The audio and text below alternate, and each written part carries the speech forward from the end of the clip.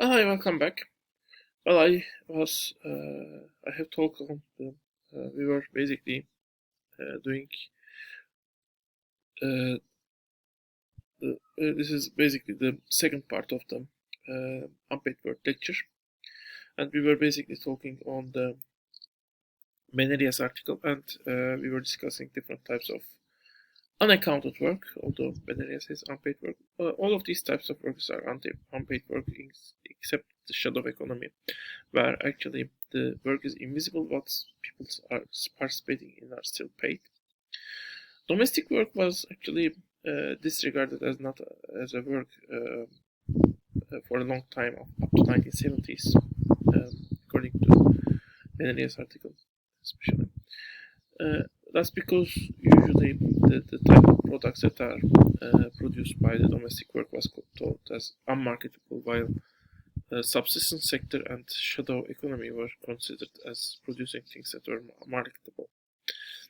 Because, well, even though there are restaurants that's considered as the same thing as cooking for home, basically, or cleaning house.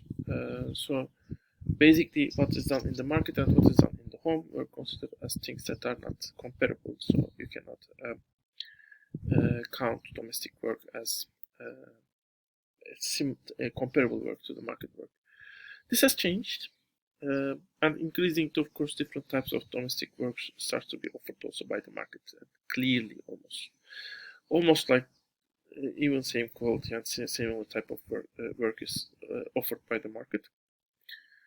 And one important side of the domestic work is, according to Benania, man has also started to participate in, for example, repairing the house is done increasingly by men, especially at the time of crisis. Although women might, the time-wise, women and man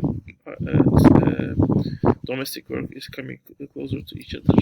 In some cases, according to Benaria, in many cases, women might also do multitasking, doing same two things at the same time, which might still make maybe women domestic work to be undercounted. And then there is volunteering. Uh, well, volunteering is also an important part of the economic system and contributing in terms of the labor power, contributing a lot to the economy, according to Benaria. The exact number was, let's see,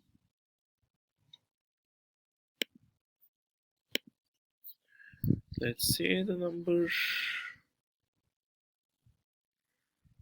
just to be sure. Uh,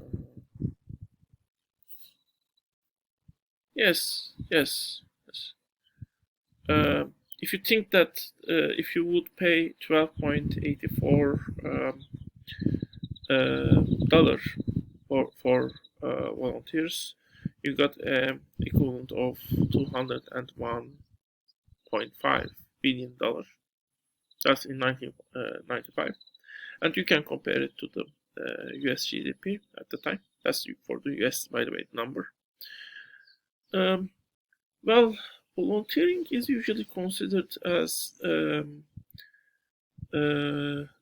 well, usually by women who have educated children, by the way, but in addition to that, also by relatively high income people who have sufficient time to do volunteering, income larger than $75,000 actually.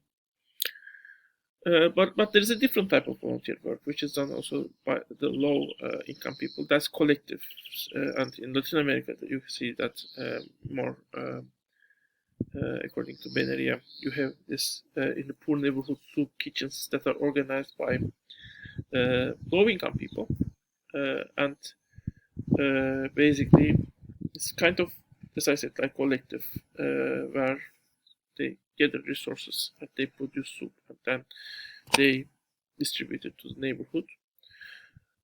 So in that sense, actually, uh, low-income people might also have a different type of volunteering work done, which is unaccounted for. I mean, uh, the inputs of soup is of course bought by the by the people from the market.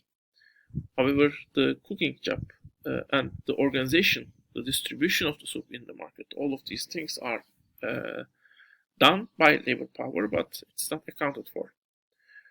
So volunteering work can also take different forms in that sense, and those forms might be, you should be careful to count, to not be blind to those different forms of volunteering. So these are the different types of the unpaid work. So now, how to account them? How to bring them to the inside of the national income accounts, especially if you are willing to monetize them?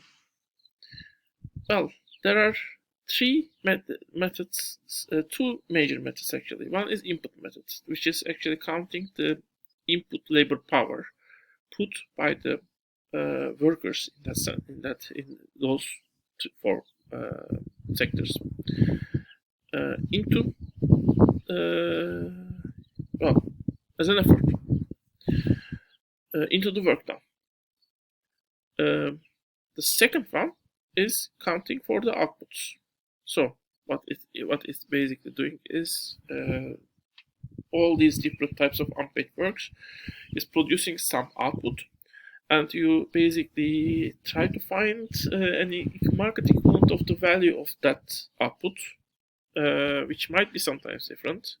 What is the exact equivalent of the market value of the motherhood, for example, or can we break motherhood to some specific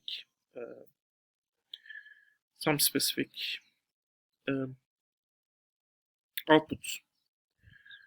And can we say the effort is going to different outputs, or is it something more in the effort than the efforts that are going to different marketable goods like cooking meal or basically changing diapers of your children? Basically, is different. But as much as possible, the outputs, the market equivalent of the outputs are found, and you basically assign the values taken from the market to those outputs, and you calculate the value produced by the unpaid work. This is one method. The other method is, as I said, taking into account the labor that is spent. But how do you value that labor? In that sense, there are three different methods. One is the global substitute method. This might be the most conservative method. You basically assume instead of the person who is doing the work, you have an unskilled worker. That unskilled worker works for the same time, and you basically calculate the wage you would pay to that unskilled worker who cooks, who cares for your child, who cleans your house, maybe. So the wage will be obviously low because this is an unskilled worker. Then you have specialized substitute, where basically you are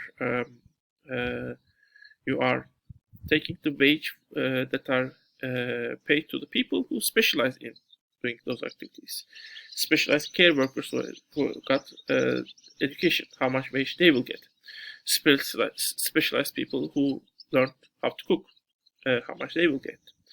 Specialized people who get education or who are experienced in cleaning, how much they will get. So doing that, you calculate the value of the work, unpaid work done. This is the second method. The third method is the opportunity cost. That's actually, I'm not a fan of that method, actually. But the method itself argues, if you have, for example, a person who is highly educated, but that person is caring for the child, then alternatively, instead of caring that child, that person can go to the market, work, and get, if she is highly educated and has high level of skills, get a high wage, maybe $1,000 per hour. So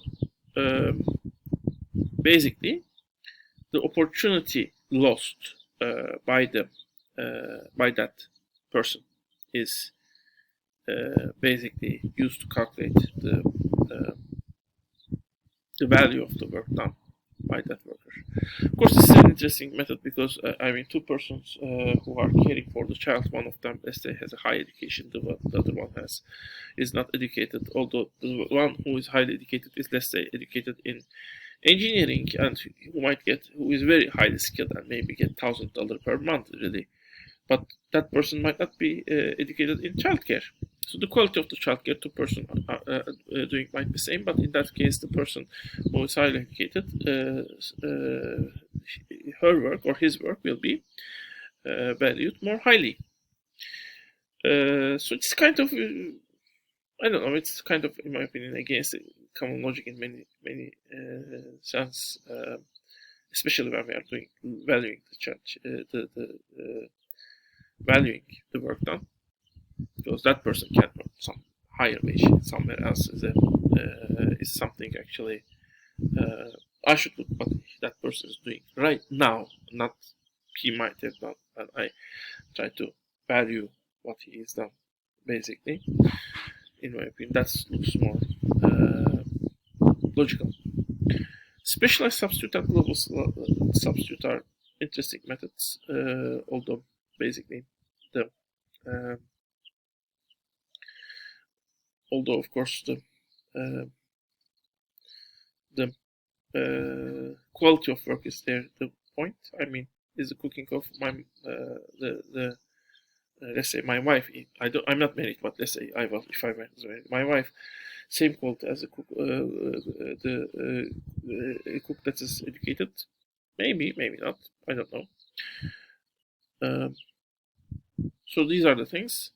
Let's construct also input and output method.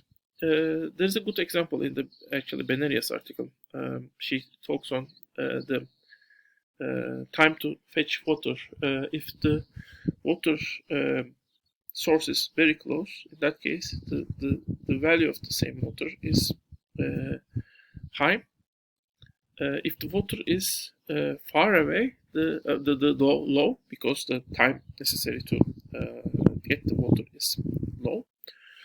But if the water is far away, time to get the water will be higher. So in that case, the value of the water will be higher. But to some extent, this is true also for the actual market prices, actually, because if something costs more, because the resources might be far away, resources might be unattainable, the thing will cost more, basically. The costs are not only determined by the benefits given by that product, the costs are also determined by the cost of production. And here we are taking into account, when we take output level, the cost of production in the market, even though that market might be inaccessible for the person, the family we are talking about. In the input method, we are basically looking to the cost, taking the labor spent into account, to basically calculate the value of what they produce. Although, of course, taking international accounts, I mean, when we are looking to the national accounts, in that case, if they have brought one glass of water or one bucket of water into the house, that means they have brought only one bucket of water. So even if it costs for them a large amount, so you can't, when you add the same bucket of water as a product into the economic system, also there is a problem of adding that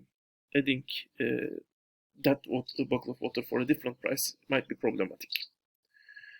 But the other way around, also you don't calculate the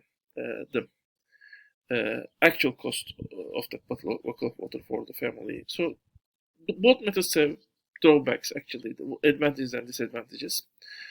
Usually global substitute method is, by the way, used. But before going into that, we will end this second part because we are coming into the 15 minutes.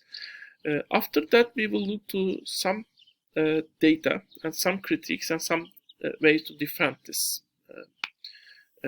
project, basically. See you in the third part.